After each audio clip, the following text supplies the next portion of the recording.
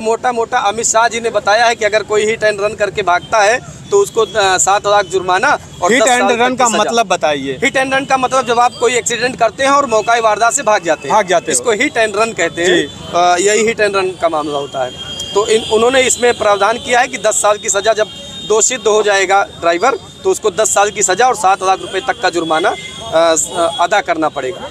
तो इस तरह से तो ड्राइवरों को एक तरीके से छोड़ दिया गया है कि आप जैसे इस देश के नागरिक ही नहीं है, इनकी भी बात सुनी जानी चाहिए ना। ये भी इस देश के नागरिक हैं, अगर इनकी बात नहीं सुनी जाएगी। ट्रांसपोर्टेशन हमारे देश की रीढ़ है। अगर ड्राइवरों पर हम अत्याचार करेंगे तो हमारे देश की अर्थव्यवस्था बिगड़ जाएगी। आज ये खड़े हैं, कितने रुपए का नुकसान हो रहा है, कितनी जगह जरूरी सामान नहीं पहुंच पा रहे होंगे। कोरोना काल में जब देश को ऑक्सीजन की जरूरत थी तो यही ड्राइवर थे जो ऑक्सीजन की गाड़ियों को इधर से उधर ले जाते, जो जरूरी दवाएं लोगों तक पहुंचाते थे। यही ड्राइवर थे जो दवाओं को पहुंचाते थे, जो ऑक्सीजन पहुंचाते थे। और आज इन्हीं को अकेला छोड़ दिया जाए, ये ठीक बात नहीं है मेरे ख्याल से। अगर सरकार कानून बना रही थी तो उनको उनकी सुरक्षा का भी ध्यान रखना चाहिए था। भीड़ के लिए भी एक कानून बनता। अगर ड्राइवर के लिए कानून बन रहा है तो भीड़ के लिए भी कानून हो। हाँ, उसको अस्पताल पहुंचाए, लेकिन ड्राइवर की जान की गारंटी कौन देगा? तो सरकार ने एक तरीके से ये कानून बहुत गलत बनाया है, हड़बड़ी में बनाया है, जल्दबाजी में बनाया है। इस कानून पर पुनर्विचार की आवश्यकता है और उसके बाद ही इस कानून को लागू किया जाना चाहिए। ड्राइवरों का भी अपना जीवन है, उनके लिए भी सरकार को सोचना चाहिए। इंश्योरेंस कंपनियां जो भुगतान करती हैं डिजीज को, वो क्यों करती हैं? इसीलिए करती है कि एक श्योरिटी होती है, उनको मिलती है। और जो मोटर व्हीकल एक्ट कहता है वो भी यही कहता है कि ड्राइवरों की भी सुरक्षा होनी चाहिए। अगर जानबूझकर तो कोई एक्सीडेंट करता नहीं है। हिट एंड रन का जो सरकार जो अपनी तरफ से पक्ष रख रही है, हिट एंड रन का जो मामला बता रही है कि ठोक कर गाड़ी भाग जाते, ऐसा 100 में से 2 ही लोग करते हैं। जानबूझकर कोई एक्सीडेंट नहीं करता। सरकार को चाहिए था, अगर वो कानून ले आ रही थी तो पहले इनको जागरूक करना चाहिए था।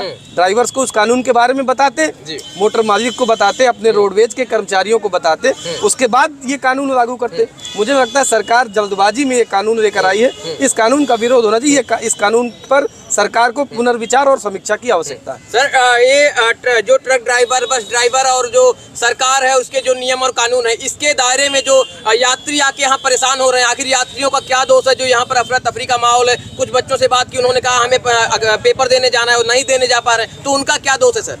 सरकार का दोष है, न इनका दोष है, न परेशान होने वाले लोगों का दोष है। ये सीधे सीधे सरकार का दोष है और फेल्योर भी है। अगर आप कोई कानून ले आते हैं तो पहले उस कानून के बारे में जनता को जागरूक करने की आवश्यकता होती है। हमारा संविधान भी ये कहता है। और अगर आप जनता को जागरूक नहीं करते, जिस कानून से जो प्रभावित हो रहा है उसको बताते नहीं है, तो ये एक तरीके से गलत बात है। सरकार को इस कानून की समीक्षा करनी चाहिए और ऐसा कोई कानून नहीं बनाना चाहिए जिससे किसी एक पक्ष को फायदा हो और दूसरे पक्ष को नुकसान हो। सरकार सबके लिए होती है, सरकार सबकी होती है, सरकार को सबके बारे में सोचना चाहिए। इसमें ड्राइवरों का नुकसान क्या है? देखिए, ड्राइवरों का नुकसान ये है कि यहाँ तो रोडवेज के ड्राइवर, हम लोग बस स्टैंड के पास हैं, ट्रक ड्राइवर जो वाहन चलाते हैं, जो बड़ा वाहन जो भी चलाते हैं, वो शौक से नहीं चलाते हैं, मजबूरी में चलाते हैं और उनका भी परिवार होता है। उनसे कोई एक्सीडेंट हो जाता है तो सरकार ने 7 लाख रुपए जुर्माना और 10 साल की सजा रखी है इस कानून में। अभी चूंकि किताबें पूरी नहीं आई हैं तो हम लोग पढ़ नहीं पाए हैं उसको। अभी ये संसद में ही इस पर चर्चा हुई है। तो मुझे लगता है कि पहले इस पर चर्चा हो जानी चाहिए थी, समझ जाना चाहिए था लोगों को। 7 लाख का जुर्माना और 10 साल की सजा है इसमें। अगर किसी से कोई एक्सीडेंट हो जाता है तो ड्राइवर तो बेचारा जीवन भर मुकदमा लड़ता रह जाएगा। मोटर मालिक अपनी तरफ चला जाएगा, सरकार अपनी जगह रहेगी और भोगेगा कौन? ड्राइवर भोगेंगे इसको। इसलिए ड्राइवरों का विरोध है। ड्राइवरों का विरोध होना जायज है, बिल्कुल सही बात है। सर, क्या लगता है जिस तरीके से तमाम समर्थन जिंदाबाद जिंदाबाद जिंदाबाद जिंदाबाद के भी नारे लगने लगे हैं और इसलिए चूंकि अब इनको समर्थन भी धीरे धीरे और लोगों का मिलना शुरू हो चुका है। ये वकील साहब हैं, सुल्तानपुर दीवानी न्यायालय के फौजदारी के सीनियर अधिवक्ता भी हैं और जब इन्होंने सुना कि यहाँ पर आज चक्का जाम का ऐलान बस अड्डे पर हुआ है तो ये साहब यहाँ भी मौके पर पहुँच गए। सर, अब अंत में मैं ये जानना चाहता हूँ कि ये जो लोग हंगामा कर रहे हैं, ये हंगामा कितना जायज है और कब तक जायज रहना चाहिए? जो हंगामा कर रहे हैं? देखिए, हंगामा नहीं कर रही है तो अपनी बात रख रहे हैं ना, और अपनी बात रखने का लोकतंत्र में सबको अधिकार है। हमारा देश लोकतांत्रिक देश है, उसने सबको संविधान के अंदर ये इजाजत दी हुई है, कोई भी अपना विरोध प्रदर्शन लोकतांत्रिक तरीके से कर सकता है। ये इनका जायज अधिकार है, इसको कोई सरकार इनसे छीन नहीं सकती। इनकी बात जायज है, इनकी बात सुनी जानी चाहिए और कानून की पुनर्समीक्षा होनी चाहिए। सर, आप इनका पक्ष रखेंगे या फिर इनके समर्थन में आए, इस हंगामे में, इस चक्का जाम के समर्थन में आए, या इनका आप पक्ष रखेंगे कानूनी तौर पर? अगर ये चाहेंगे तो हम इनको कानूनी सहायता भी उपलब्ध कराएंगे और मैं इनके साथ खड़ा हूँ, इनके समर्थन में खड़ा हूँ। सर, क्या इस कानून में कुछ संशोधन करने की जरूरत है या फिर इस कानून को बिल्कुल हटा देना चाहिए? नहीं, इस कानून में संशोधन की आवश्यकता है। एक ही पक्ष का फायदा नहीं होना चाहिए। ड्राइवर्स के लिए भी आप श्योरिटी निर्धारित करिए। इनकी तनख्वाह 50,000 लीजिए, जुर्माना इनकी तनख्वाह 50,000 कर दीजिए, इनकी तनख्वाह 40,000 कर दीजिए, उसकी बात करिए आप।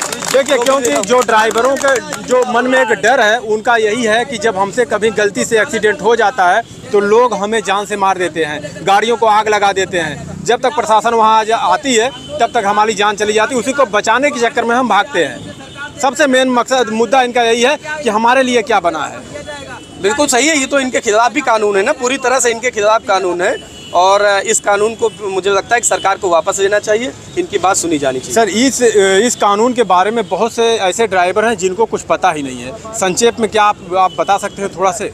नहीं, अभी तो चूंकि इस कानून की पूरी किताबें अभी आई नहीं है। हाँ, अभी संसद जो भी में मोटा हो थोड़ा से, जो मोटा अमित शाह जी ने बताया है कि अगर कोई हिट एंड रन करके भागता है तो उसको 7 लाख जुर्माना और हिट एंड रन का मतलब बताइए। हिट एंड रन का मतलब जब आप कोई एक्सीडेंट करते हैं और मौका वारदात से भाग जाते हैं, इसको हिट एंड रन कहते हैं। यही हिट एंड रन का मामला होता है।